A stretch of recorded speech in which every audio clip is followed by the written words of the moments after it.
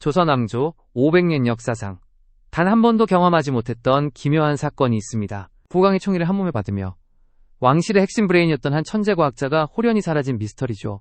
만약 그가 사라지지 않았다면 조선의 역사는 우리가 아는 것과는 전혀 다른 길을 걸었을 겁니다. 과연 무슨 일이 있었던 걸까요? 지금부터 조선의 르네상스를 꽃피웠던 두 천재, 세종대왕과 장영실의 이야기로 들어가 보겠습니다. 조선 초기는 그야말로 과학기술의 황금기였습니다. 그 중심에는 세종대왕이 있었죠. 애민정신을 바탕으로 백성들의 삶을 윤택하게 만들고자 했던 세종대왕. 그는 과학기술이야말로 국가 발전의 핵심 동력이라 믿었던 시대를 초월한 리더였습니다. 그런 세종의 눈에 한 명의 인재가 포착됩니다. 바로 천민 출신의 엔지니어 장영실이었죠. 그의 신분은 노비였지만 기계를 다루는 솜씨는 가이신 들렸다고 할 정도였습니다. 세종은 그의 재능을 알아보고 신분의 벽을 허물어 그를 궁중으로 불러들였습니다. 노비에게 이런 기회는 상상조차 할 수 없는 일이었죠. 장영실은 과연 어떤 심정이었을까요?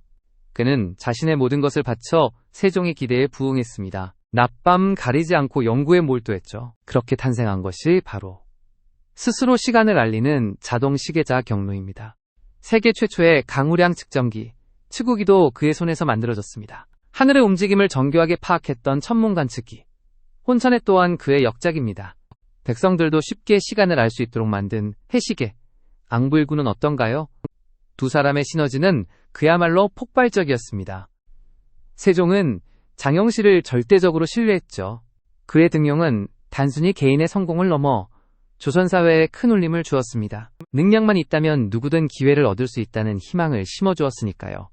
당시 조선의 과학기술 수준은 서양에 뒤지지 않거나 오히려 앞서는 분야도 많았습니다. 특히 금속활자와 인쇄술은 가히 넘사벽 수준의 하이테크였습니다. 이런 분위기 속에서 장영실은 또 어떤 새로운 발명품들을 구상하고 있었을까요? 그러나 이 빛나던 시대에 불현듯 그림자가 들이오기 시작합니다. 1442년 조선 과학기술 발전의 상징이었던 장영실에게 비극적인 사건이 닥쳐오죠. 바로 세종대왕이 타던 어여 즉 가마가 부서지는 사건이 발생한 겁니다. 임금의 가마가 부서졌으니 이는 단순한 사고가 아니었습니다. 역모로 비춰질 수도 있는 중대한 사안이었죠. 이 가마 제작을 총괄했던 사람이 바로 장영실이었습니다. 그는 책임을 면할 수 없었죠. 세종은 그에게 어떤 처벌을 내렸을까요? 총애하던 신하였기에 더욱 고심했을 겁니다.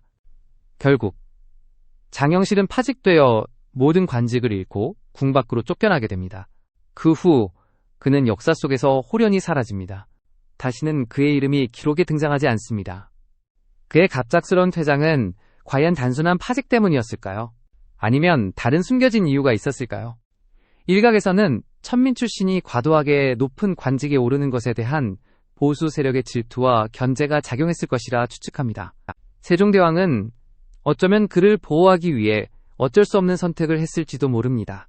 이 한 번의 사건으로 조선의 과학시계는 멈춰버린 듯 했습니다. 장영실만큼 혁신적인 아이디어와 뛰어난 기술력을 겸비한 인재가 다시는 나오지 않았으니까요. 그 이후 조선은 놀랍도록 정체된 과학기술 발전의 길을 걷게 됩니다. 그때 서양에서는 대항해 시대가 막 시작되면서 눈부신 기술 혁신이 이루어지고 있었습니다. 나침반, 망원경, 항해기술 등이 비약적으로 발전하며 세계 지도를 바꾸고 있었죠. 조선은 이런 세계사의 흐름에 완전히 동떨어져 자신만의 세계에 갇히게 됩니다. 그렇다면 만약 장영실이 세종대왕 곁을 떠나지 않고 계속해서 활동했더라면 어떤 미래가 펼쳐졌을까요? 상상해 보십시오. 장영실은 조선의 원조 과학 영웅이자 그야말로 게임 체인저였습니다. 그는 분명 조선의 조선술과 항해술을 한 단계 더 업그레이드 시켰을 겁니다. 더욱 정교한 나침반, 별자리를 이용한 항해 장비들을 만들어냈을지도 모릅니다. 그렇다면 조선은 대항해 시대를 주도하는 해양 강국이 될 수도 있었을 겁니다. 명나라의 눈치를 보지 않고 독자적으로 동남아시아, 나아가 아프리카까지 진출했을지 누가 알겠습니까? 아시아의 변방국이 아니라 세계 무역의 중심지로 우뚝 섰을 가능성도 배제할 수 없습니다. 군사기술 분야에서는 또 어땠을까요? 장영실의 탁월한 공학기술은 무기 개발에도 혁혁한 공을 세웠을 겁니다. 우리가 겪었던 임진왜란과 병자호란의 비극은 그 양상이 완전히 달라졌을지도 모릅니다. 거북선보다 더 진화한 철갑선, 사거리가 긴 화포, 다연장 로켓 같은 최첨단 무기가 개발되었을 수도 있었겠죠. 일본군 조총부대 앞에서 속수무책으로 당하지 않고 오히려 압도적인 기술력으로 왜군을 몰아냈을지도 모릅니다.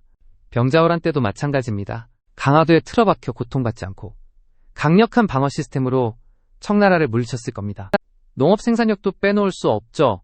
치구기를 바탕으로 한 정교한 기상 관측은 농업혁명으로 이어졌을 겁니다.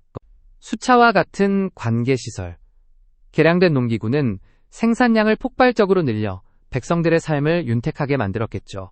굶주림과 기근은 더 이상 조선의 고유한 문제가 아니었을 겁니다. 나아가 조선은 서양 문명과의 과학기술 격차를 좁히는 것을 넘어 오히려 앞서갈 수 있었을 겁니다.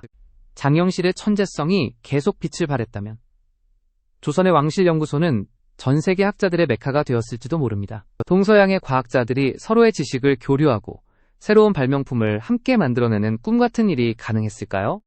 어쩌면 16세기 대항해 시대를 주도하는 것은 스페인이나 포르투갈이 아닌 바로 조선이었을지도 모릅니다. 단 한 명의 천재가 사라진다는 것이 이토록 막대한 영향을 미쳤을 거라고 생각하니 가히 충격적이지 않습니까? 물론 역사는 가정할 수 없는 것이지만 장영실의 사례는 우리에게 중요한 교훈을 남깁니다. 바로 한 개인의 운명이 국가의 미래에 얼마나 큰 영향을 미칠 수 있는지 말이죠. 오늘날 우리는 인재 양성과 혁신적인 환경 조성이 얼마나 중요한지 다시 한번 생각해 보게 됩니다. 장영실은 사라졌지만 그가 남긴 기술 유산은 여전히 조선 과학 발전의 중요한 토대가 되었습니다. 그의 발명품들은 백성들의 삶을 윤택하게 하고 국가의 기반을 튼튼히 하는 데 기여했죠. 결국 과학기술은 시대를 관통하며 미래를 만들어가는 가장 강력한 힘임을 우리는 기억해야 합니다. 세종의 해안과 장영실의 천재성이 만들어낸 짧지만 강렬했던 조선의 르네상스, 그리고 한 천재의 갑작스러운 퇴장이 남긴 거대한 공백. 어쩌면 우리는 장영실의 사라짐에서 인재를 잃는다는 것의 진정한 의미를 찾아야 할지도 모릅니다. 뛰어난 한 명의 재능이 국가의 운명을 좌우할 수 있다는 사실은 시대를 초월하는 진리일 테니까요. 장영실의 갑작스러운 퇴장 이후에도 세종대왕의 과학지능 의지는 결코 꺾이지 않았습니다. 오히려 그는 한 개인의 천재성에만 의존하는 것이 아니라 국가 전체의 역량을 키우는 데 집중했죠.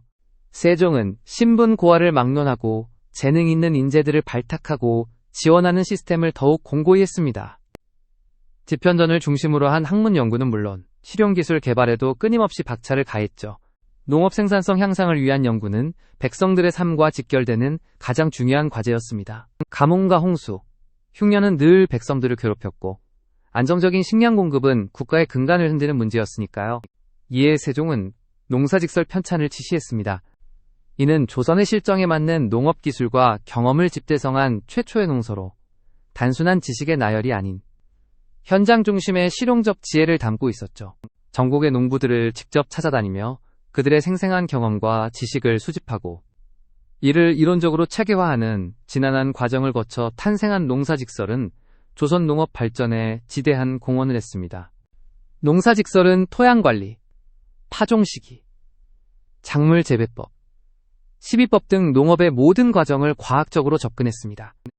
이는 관료와 학자들이 탁상공론에 그치지 않고 직접 백성의 삶 속으로 들어가 해결책을 찾으려 했던 세종의 의지가 반영된 결과였습니다. 또한 의학 분야에서도 눈부신 발전을 이뤘습니다. 백성들의 질병 치료를 위해 향약집성방과 의방유치 같은 의학 서적을 편찬하여 당시까지 전해오던 모든 의학 지식을 집대성했죠.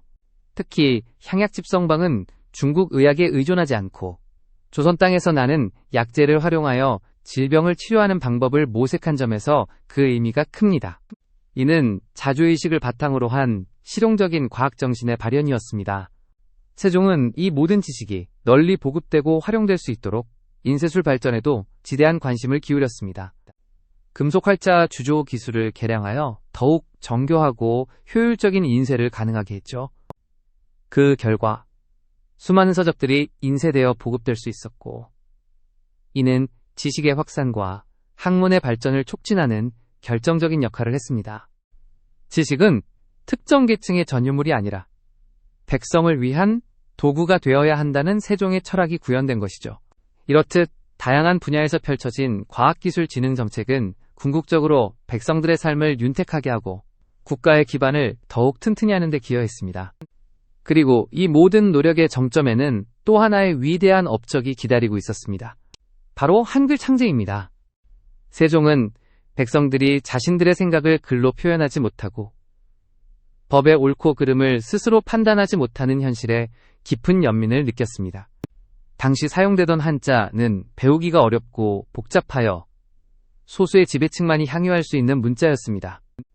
대다수의 백성은 문맹으로 남아 지식과 정보로부터 소외될 수밖에 없었죠. 세종은 이러한 현실을 나라의 말은 중국과 달라 문자와 서로 통하지 아니하므로 어리석은 백성이 이루고자 하는 바가 있어도 마침내 제 뜻을 펴지 못하는 자가 많다고 개탄했습니다. 그리하여 그는 백성들을 위한 새로운 문자, 쉽고 편리하여 누구나 배울 수 있는 문자를 만들기로 결심합니다. 이는 당시 지배층과 유교 사대부들에게는 상상하기 힘든 혁명적인 발상이었습니다. 세종은 극비리의 집현전 학자들을 동원하여 문자 창제에 돌입합니다. 그의 비범한 통찰력과 언어학적 지식이 바탕이 되어 소리의 원리를 탐구하고 발음 기관의 모양을 본떠 새로운 글자를 만들어 나갔습니다. 창제 과정은 험난했습니다. 기존의 한자 질서를 흔든다는 이유로 최만리 등 보수적인 유신들의 강력한 반대에 부딪혔죠. 새로운 문자를 만드는 것은 중국을 본받지 않는 오랑캐의 짓이라는 비난까지 서슴지 않았습니다. 하지만 세종의 의지는 확고했습니다. 그는 유신들의 반대를 직접 논파하며 백성을 위한 문자의 필요성을 역설했습니다. 심지어 최만리 등을 옥에 가두는 강수를 두면서까지 자신의 뜻을 관철시키려 했습니다. 1443년 마침내 훈민정음이 완성됩니다. 백성을 가르치는 바른 소리라는 이름처럼 이 문자는 한민족의 정신과 문화를 담아낼 그릇이 되었습니다. 훈민정음은 세계 문자 역사상 유래를 찾아보기 힘든 과학적인 문자였습니다. 자음은 발음기관을 본뜨고 모음은 천지인 삼재사상에서 비롯된 조형 원리로 만들어졌으며 어떤 소리든 정확하게 표기할 수 있는 완벽한 체계를 갖추고 있었죠. 이후 세종은 훈민정음 해례본을 통해 문자의 제자 원리와 용례를 상세히 설명하며 이 위대한 발명품을 세상에 알렸습니다. 백성들은 비로소 자신들의 목소리를 글로 표현할 수 있게 되었습니다. 한글의 창제는 단순한 문자 발명을 넘어섰습니다. 이는 백성들의 의식 수준을 향상시키고 지식의 대중화를 이끌었으며 나아가 자주적인 민족문화의 기틀을 마련하는 역사적인 전환점이었습니다. 정치적으로도 한글은 중요한 역할을 했습니다. 일반 백성들도 법과 정책을 이해할 수 있게 되면서 국정 운영의 투명성과 효율성이 높아지는 계기가 되었습니다. 세종은 한글을 통해 백성들과 직접 소통하고자 했습니다. 그는 죄인에게 내리는 판결문을 한글로 번역하여 읽어주게 했고 어려운 윤리 서적도 한글로 풀어 백성들에게 가르치고자 했습니다. 이러한 노력은 조선사회 전반에 걸쳐 문화적, 사회적 변화를 불러일으켰습니다. 백성들은 글을 통해 세상을 이해하고 자신의 권리를 주장하며 새로운 지식을 습득할 수 있게 되었습니다. 하지만 세종대왕의 업적은 학문과 과학에만 국한되지 않았습니다. 그는 강력한 국방력과 현명한 외교정책으로 조선의 안정과 번영을 동시에 추구했던 군주였습니다. 북방 국경지역에서는 여진족의 침략이 끊이지 않았고 남해안에서는 왜구의 약탈이 빈번했습니다. 세종은 이러한 위협에 단호하게 대처하며 국토를 수호하고 백성을 보호하고자 했습니다. 그는 김종서 장군을 파견하여 두만강 유역에 사군을 개척하고 최윤덕 장군을 보내 압록강 유역에 육진을 설치했습니다. 이로써 조선의 북방 영토를 확고히 하고 국경 방어선을 강화했죠. 사군과 육진 개척은 단순한 영토 확장을 넘어섰습니다. 이곳에 백성들을 이주시켜 정착시키고 군사기지를 건설함으로써 조선의 실효적인 지배권을 확립했습니다. 이는 북방민족과의 갈등을 해소하고 국경 안정을 가져오는 중요한 전략이었습니다. 남해안의 왜구 문제에 대해서도 세종은 강경한 태도를 취했습니다. 1419년 이종무 장군을 총지휘관으로 삼아 대규모 병력을 동원하여 왜구의 본거지인 쓰시마섬을 정벌했습니다. 이는 왜구의 침략에 시달리던 백성들에게는 큰 안도감을 주었고 일본에게는 조선의 국방력이 결코 만만치 않다는 것을 보여주는 중요한 계기가 되었습니다. 쓰시마 정벌 이후 세종은 강원양면 정책을 펼쳤습니다. 왜구의 준동을 막기 위해 무력 사용을 주저하지 않으면서도 일본과의 교역을 허용하고 삼포를 개항하여 평화적인 관계를 유지하려 노력했습니다. 이러한 외교 정책은 조선의 자주성을 지키면서도 주변국과의 안정적인 관계를 모색하려는 세종의 깊은 해안을 보여줍니다. 국방과 외교는 단순히 무력을 행사하는 것이 아니라 전략적인 사고와 유연성을 필요로 하는 고차원적인 통치행위였습니다. 세종은 또한 백성들의 경제적 안정을 위한 개혁에도 힘썼습니다. 공법의 시행은 그 대표적인 예로 토지 비옥도와 풍용에 따라 세금을 차등 부과하는 혁신적인 제도였습니다. 기존의 조세제도는 풍용에 관계없이 일률적인 세금을 부과하여 백성들에게 큰 부담을 주었습니다. 특히 흉년이 들면 백성들은 생활고에 시달리며 고통받았죠. 세종은 이러한 불합리한 제도를 개선하고자 했습니다. 그는 전분육등법과 연분구등법을 도입하여 토지를 비옥도에 따라 6등급으로 나누고 해마다 풍용에 따라 9등급으로 세금을 차등 부과했습니다. 이 공법은 수십 년간의 논의와 시행착오를 거쳐 마련된 제도였습니다. 수많은 신하와 백성들의 의견을 수렴하고 실제 적용 가능성을 면밀히 검토하는 지난한 과정을 거쳐 완성되었죠. 공법의 시행은 백성들의 조세 부담을 경감하고 국가의 세입을 안정화하는 데 기여했습니다. 이는 백성의 삶을 최우선으로 생각하는 세종의 애민정신이 담긴 중요한 개혁이었습니다. 또한 세종은 빈민구제와 의료 혜택 확대를 위해서도 노력했습니다. 각지에 활인서와 재생원 등을 설치하여 백성들이 질병과 가난으로 고통받지 않도록 했습니다. 법률제도 역시 백성들의 억울함을 해소하고 공정한 사회를 구현하는 방향으로 개혁되었습니다. 노비의 출산 휴가와 같은 세심한 정책은 당시로서는 파격적인 인권 보호 조치였습니다. 이처럼 세종은 모든 국정 운영의 초점을 백성에게 맞췄습니다. 백성을 근본으로 한다는 민본주의 사상을 실제 정책으로 구현하며 이상적인 군주의 모습을 보여주었습니다. 그러나 위대한 성군이었던 세종대왕도 인간적인 고뇌와 아픔에서 벗어날 수는 없었습니다. 그의 치세 후반기는 끊임없는 질병과 가족 문제로 점철되어 있었습니다. 과도한 학문 연구와 정무 처리로 인해 그의 건강은 크게 악화되었습니다. 당뇨와 눈병, 종기 등 여러 지병에 시달렸고 말년에는 거의 앞을 보지 못할 정도로 고통을 겪었습니다. 그럼에도 불구하고 세종은 마지막 순간까지 국정에 대한 열정과 백성을 향한 사랑을 잃지 않았습니다. 병상에서도 신하들을 불러 국사를 논하고 백성들의 안위를 염려했습니다. 특히 그의 아들들에 대한 걱정은 깊었습니다. 병이 약했던 세자 문종과 야심만만했던 수양대군 사이에서 왕위 계승 문제를 두고 많은 고뇌를 했을 것입니다. 그는 문종에게 제왕학을 가르치고 김종서, 황보인 등 능력 있는 신하들을 배치하여 어린 단종의 앞날을 대비하려 했지만 역사의 흐름은 그의 뜻대로 흘러가지 않았습니다. 세종대왕의 시대는 문화적 황금기였지만 그 이면에는 수많은 정치적 갈등과 개인적인 희생이 숨어 있었습니다. 태종의 왕권 강화와 세종의 민본 통치는 조선 건국의 정당성을 부여하고 이후 왕조의 기틀을 확고히 다졌습니다. 고려시대 불교 숭상에서 유교 국가로의 전환은 조선만의 독자적인 문화와 통치 철학을 구축하는 데 중요한 역할을 했습니다. 세종은 이러한 전환의 정점에서 유교적 이상 정치를 구현하려 노력했습니다. 그의 치세는 단순히 태평성대만을 의미하지 않습니다. 수많은 난관과 도전을 극복하고 새로운 시대를 열고자 했던 한 위대한 인물의 치열한 삶의 기록입니다. 후대에도 세종대왕의 업적은 길이 빛났습니다. 그의 문화유산은 임진왜란과 같은 국난 속에서도 민족의 정체성을 지키는 굳건한 정신적 버팀목이 되었고 근대화 과정에서도 자주 독립의 상징이 되었습니다. 특히 한글은 일제강점기 민족말살 정책에 맞서 우리말과 글을 지키는 구심점이 되었으며 오늘날 대한민국이 세계적인 문화 강국으로 도약하는 데 가장 중요한 밑거름이 되고 있습니다. 우리는 세종대왕의 시대에서 강력한 리더십이 단순히 권력을 휘두르는 것이 아니라 백성을 위한 봉사와 미래를 내다보는 해안에서 비롯된다는 진리를 발견할 수 있습니다. 그의 지혜와 용기, 그리고 백성에 대한 깊은 사랑은 시대를 초월하여 오늘날 우리에게도 큰 울림을 줍니다. 급변하는 현대사회에서도 우리는 세종의 정신에서 새로운 영감과 교훈을 얻고 있습니다.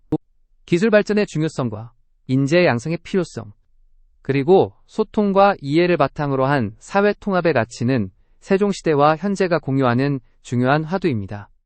이렇듯 세종대왕은 단순한 역사의 한 인물이 아니라 우리 민족의 정체성을 형성하고 발전시켜온 살아있는 정신이자 꺼지지 않는 등불과도 같은 존재입니다. 그의 민정신과 창조적 지혜는 앞으로도 계속해서 우리 후손들에게 전해져 더 나은 미래를 향한 길을 밝혀줄 것입니다. 우리는 세종대왕의 치세가 남긴 발자취를 통해 한 나라의 진정한 힘은 군사력이나 경제력뿐만 아니라 그 나라가 가진 문화와 정신, 그리고 백성들의 삶의 질에서 비롯된다는 것을 깨닫습니다. 장영실의 사라짐이 인재를 잃는다는 것의 비극적인 단면을 보여주었다면 세종대왕의 모든 업적은 인재를 키우고 활용하는 것이 국가의 운명을 어떻게 바꿀 수 있는지를 명확히 증명합니다. 그는 한 명의 천재가 아닌 수많은 재능을 가진 이들이 함께 협력하고 발전할 수 있는 토대를 마련함으로써 시대를 초월한 위대한 유산을 남겼습니다.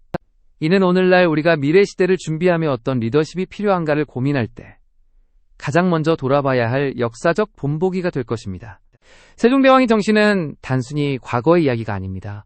그것은 현재를 살아가고 미래를 만들어갈 우리 모두에게 던지는 깊은 질문이며 영원히 이어질 지혜의 메시지입니다. 그의 통치 철학은 끊임없이 변화하는 세상 속에서 우리가 나아가야 할 방향을 제시하며 진정한 국가의 가치와 번영의 의미를 되새기게 합니다. 국민 개개인의 역량이 곧 국가의 경쟁력이 되는 시대에 세종대왕의 모든 백성이 잠재력을 꽃피울 수 있는 세상을 향한 꿈은 여전히 유효합니다. 그리고 그 꿈을 현실로 만들어 나가는 것은 바로 현재를 살아가는 우리의 몫이자 후손들에게 물려줄 가장 위대한 유산이 될 것입니다. 조선이라는 한 왕조의 번영을 넘어 인류 보편의 가치를 제시한 세종대왕의 시대는 영원히 기억될 것입니다.